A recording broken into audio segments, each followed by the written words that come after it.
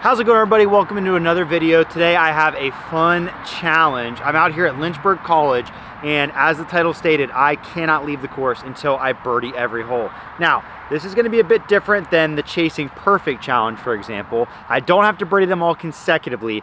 Here's how it works, because if I can't do it quick enough, there's going to be some serious punishments on the line. Basically, I will start by playing the course chronologically, completely normal, holes 1 through 9. Every birdie or eagle, because some of the holes are eagleable, I get checks that off the list. Then, after playing it through in order once, I go through the course again, playing the holes I didn't birdie previously. This time, let's say I didn't birdie hole 2. I will stay on hole 2 until I birdie it.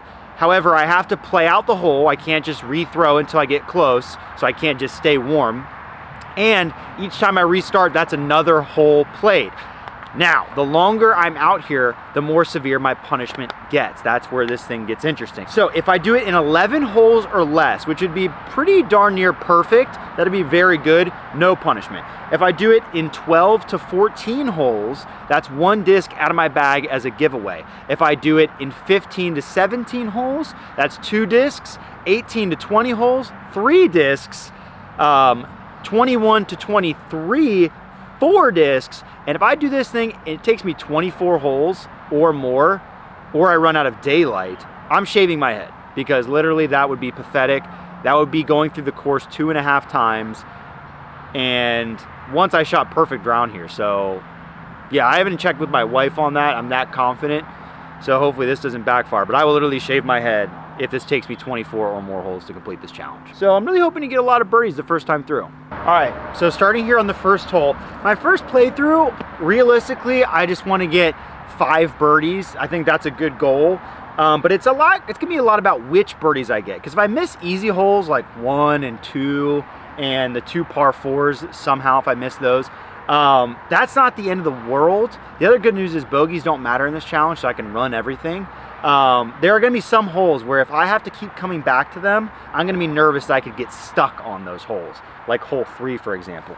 But hole 1, would like to get this one out of the way in 1 try. Don't want to waste tries on these easy holes either. That's part of this equation as well, because 11 holes, that's the margin for no punishment. So I basically have to play an amazing round the first time through. If I want to have no punishment, I need to shoot 7 under. I need to shoot 7 under. Well, I shouldn't say 7 under. I need to make 7 birdies, because there are eagleable holes. That doesn't matter. It's not under par. So I need to make 7 birdies out of the 9 holes and then get the other 2 clean up. That would be very hard to do.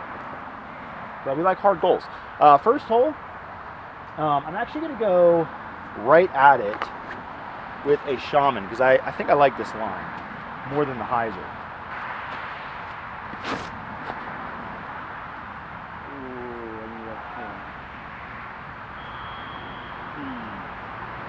I needed that to turn more than it did. Didn't quite commit to that shaman shot. This is a long putt. So we don't want to have a super slow start in this challenge. We got to get out and moving. So we'll see if we can make a putt.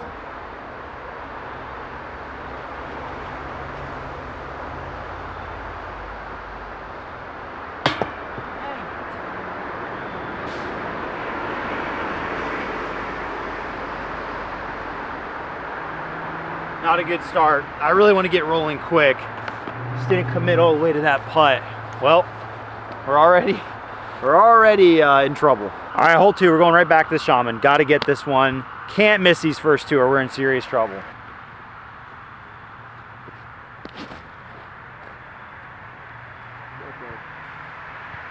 Okay. As long as I got a good slide, I think we're pretty close. Got to make that putt. Must make 15-footer here.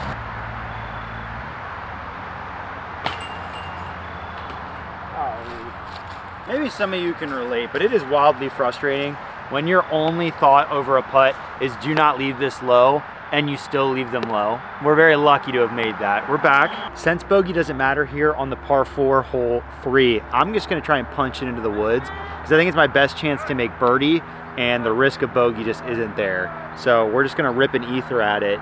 This would be a huge one to check off the list.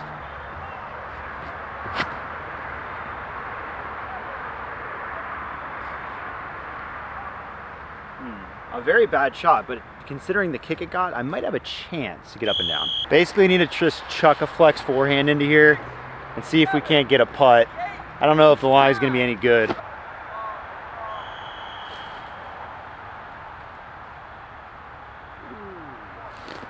Not gonna lie, I think that might be putting. Speaking hush, because there's some kind of sports practice happening on the field next to me. Hole 6 should be interesting. We got about 27, 28 feet. This would be a humongous make. This could define the video, whether or not I'm losing my sanity at the end of this video or I'm coasting to the finish line.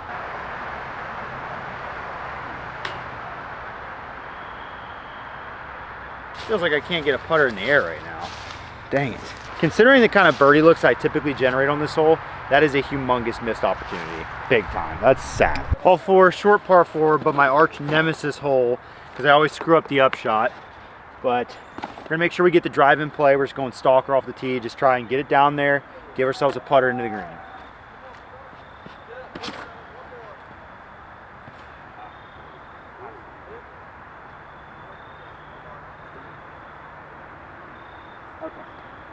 It got a little skippy at the end, which I was worried about, but I think it held on. I think it's pretty far down there as well. Just like always, just got to get up and down. Okay, we got way down here on the drive. Right in there, caught in the edge.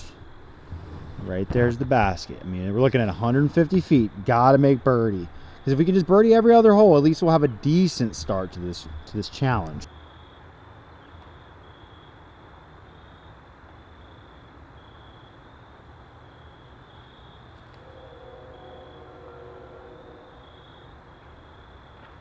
I did it again. I don't know what it is about this hole. I'm cursed. I'm starting to feel doomed already, and we're on the 4th hole. Well, we're lucky to have some kind of look at the basket, but once again, it's like, it's hard to not get a birdie putt on this hole, but it's comically bad considering how far down my drive is. I don't understand why I do this. If this putt doesn't get cage height, I might just shave my head right now. Let's go. There we go. There we go. Something's on my neck. That was huge. All I had to do was threaten myself, and I did what needed to be done. Fight or flight mechanism, you got to access it. That's my 11th tip for how to get good at disc golf. Activate your fight or flight mechanism. I threatened to shave my head. I made the putt. We're back. No need to be sad. We're fine. All right, so we're 2 for 4. Not the end of the world. This is another kind of turn the tide type hole, because hole 5 is one I'm the most worried about getting stuck on. Although it is easier now that the trees have died down, it's still a low ceiling par 3, probably the trickiest birdie out here. But if I can get this one with 2 free birdies ahead of me, I could easily get 6 or 7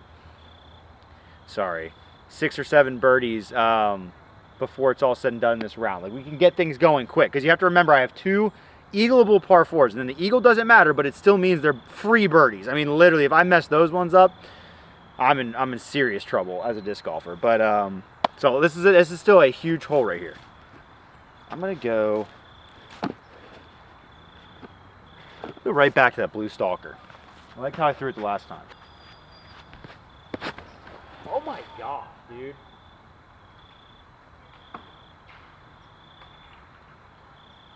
I don't even know what I just did. That throw was so bad it probably wasn't even in frame. I just grip locked it like 30 feet to the right. It actually got up there a ways. There might be like a throw-in opportunity or a long jump putt, because it somehow stayed clean. But that was terrible. I don't know what just happened. I feel like I stepped on the tee pad weird, and then I just changed my entire throw. I don't know. That was weird. Oh, by the way, in the very realistic event, because I think, oh gosh, I think if I have to play perfect from here on out to avoid a punishment, so I'd have to make whatever I end up with here.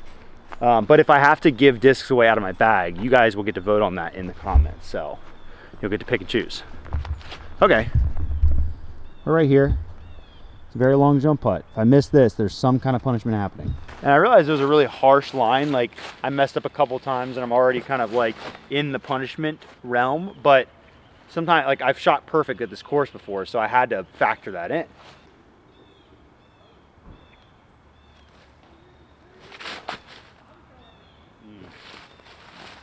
Had some height, but not much else. Okay, that's our 3rd par, which means I don't believe we can do this challenge. I had to do it in, yeah, 11 holes to have no punishment, so that's not happening. So we're already into the first punishment zone. All right, this is the beginning of our 2 free birdies.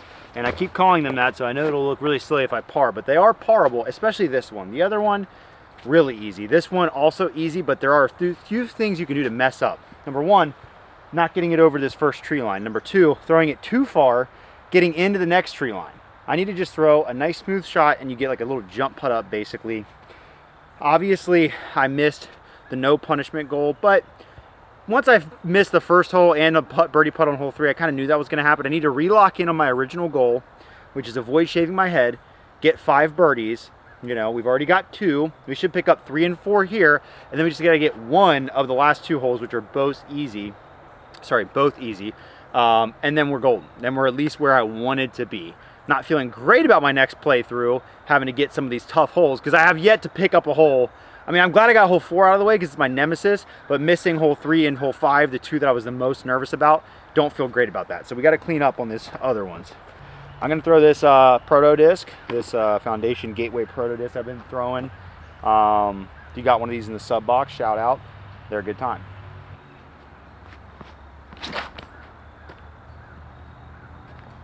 There we go. Perfect. Nice.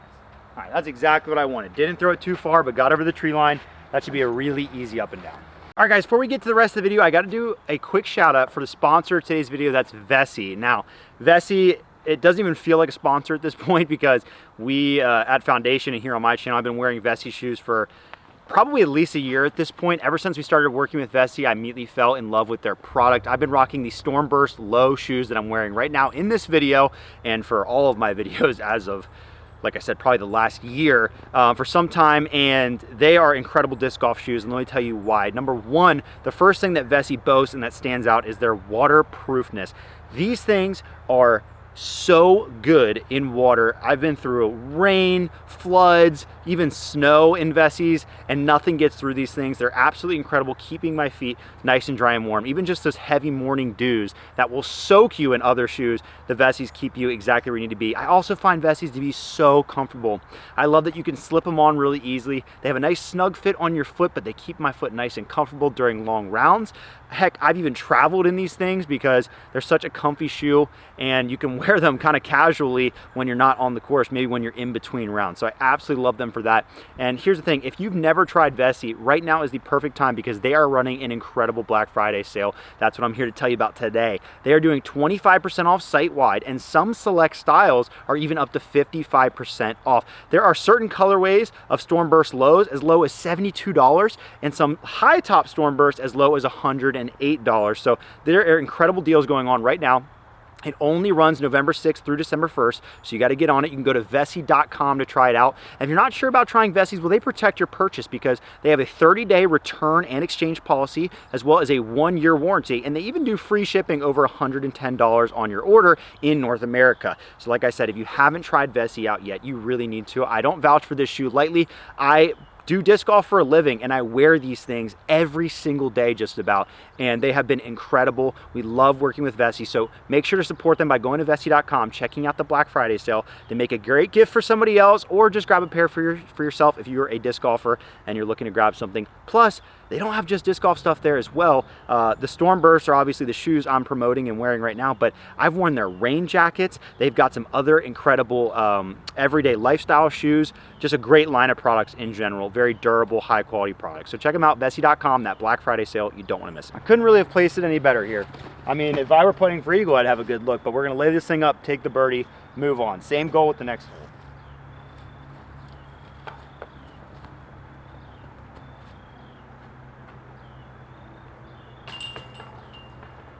Easy birdie. Of all the disastrous things to do in this video, missing this hole or the next one would be probably top of that list. So let's just get the next one out of the way too. Very simple strategy here on hole 7, just throwing a turnover.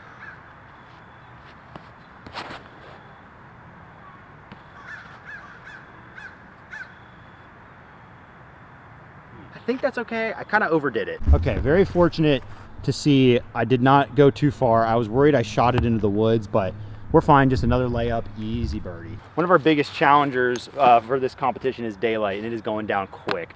So it might be a dark video by the end of this if we can't get out of here.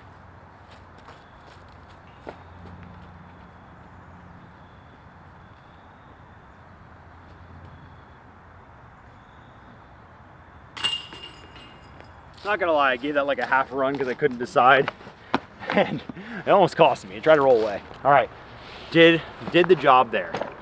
Next part is getting 1 of 8 or 9. Love to get them both, but as long as I get one of these 2 holes, I'll be satisfied. Especially this one. This one's a lot harder than 9.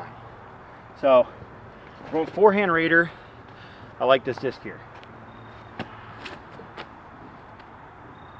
That looks great. Get there. Little skip. Little roll. All right, I think we're 20 to 25 feet. Didn't flip it up as much as I wanted, but it was a good shot. So to just remind you on how the punishment works, right now, I will finish this round. If I birdie out, I would have, wait. If I birdie out, no, because I missed hole 1. So if I birdie out, I'll have gone 6 for 9. I'll need 3 holes to get, which means at a minimum, I'm gonna have to play 12 holes. Once I hit 12 holes puts me in the first punishment category of 1 disc. Once I hit 15 holes, so I basically have like 2 tries at each of them, that's when I get to 2 discs. Then we keep moving up from there. So it's gonna, once we finish this first playthrough is when the pressure really turns up. Most definitely wanted to be closer here, 25 feet.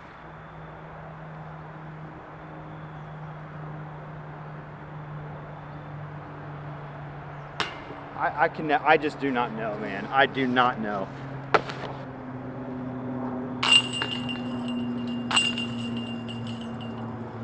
It's so easy to throw a disc high in the air. I'll never understand why I can't do it. Well, let's put some legitimate pressure on 9 now, because now I really want to get this hole.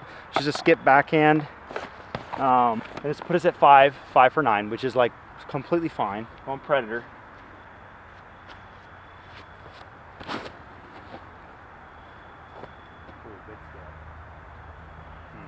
I didn't like the knife angle on it at first. Thought it was going to go left, but it got a good straight skip before it cut left. I think it's going to be another 25 footer though. If you watched the Chasing Perfect series we did probably a year ago at this point on this course, you'll remember that it was just basically a culmination of can I make 25 footers. Just, this is my life. I'd say this one's about 20 feet.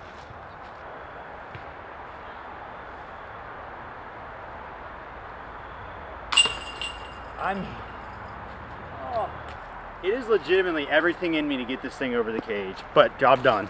All right, this is where part 2 of this video really kicks off. So we have to get holes 1, 3, 5, and 8. We almost got every other hole there. Most worried about 3 and 5. We want to get this one in 1 try here. We do not want to waste time here. This is our 10th hole. We are officially, if we make it to 24 holes, shaved head. I'm throwing the hyzer, what the heck.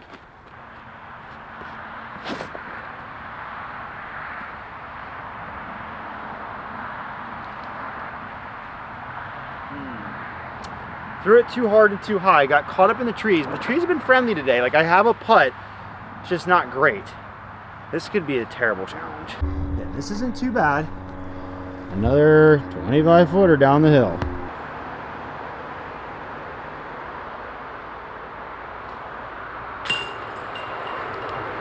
I mean, it's unbelievable.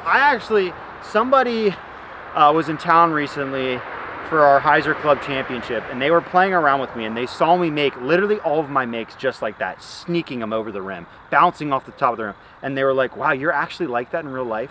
Like, how do you do that? And I like to say, well, if you miss most of them into the cage, every once in a while, you'll miss your target, the cage, and sneak one in. You don't aim for that shot. It just happens. Obstacle number 2, hole 3. We're gonna go with the same game plan as last time, try to blast it into the woods. I wanna know for sure when I walk up there what I'm dealing with. And we can really put this thing to bed if I can just hit the gap.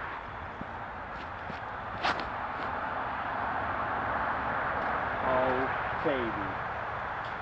Oh, baby. I am stepping up on the big stage right now. That is piped. If I make par from there, we are really in trouble because that is a jump putt. It's probably my best drive ever on this hole. I mean, I have to capitalize here. Pretty tough to mess this one up. Yeah, I can jump putt this.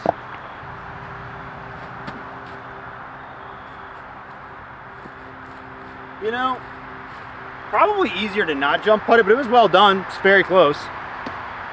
If you're not throwing an ether at this point, I feel sorry for you. This is the best unknown disc in existence. So, we're through 11 holes. We've hit our punishment threshold, 12 holes. We're in the punishment zone, which means if I do this perfectly, I won't hit 15 holes. I basically have 12, 13, 14. I got 3 tries between 2 holes to stay in the 1 disc punishment threshold. So hopefully it's like 2 tries on 5, 1 on 8. I'm not super worried about 8. I am worried about 5. Let's head there now. All right, hole 5. This is big time.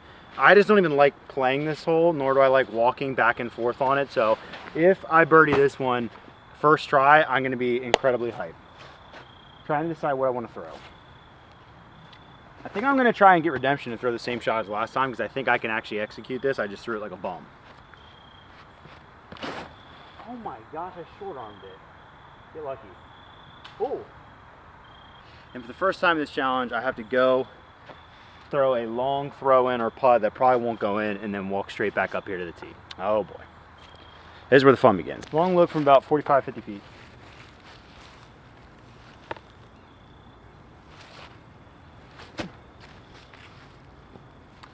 Back up to the tee we go, and the pressure is only going to mount each time I walk back up this hill.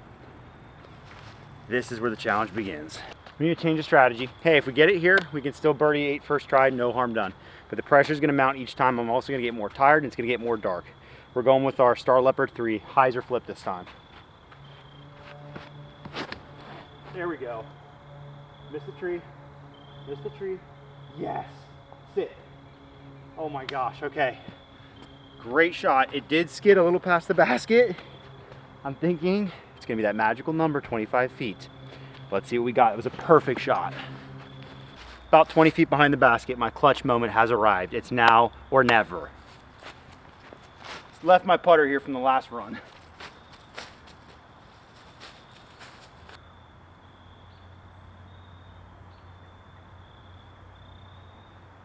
Come on! Let's go.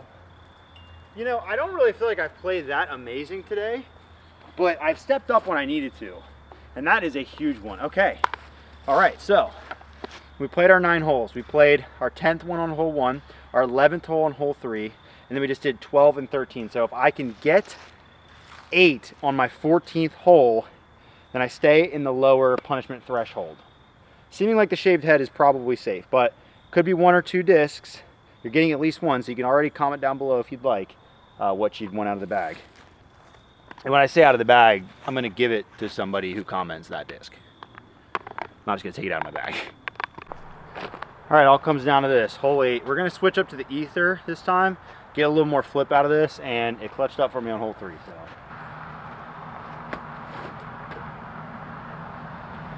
You're right. Okay. I think I had the distance money, but I left it a little wide. That might be like a 30 footer. Maybe that's better for us than a 25 footer, but we have a putt. Closer than I thought, about 20 feet. It is getting very dark, and I'm tired and hungry. I need to make this putt.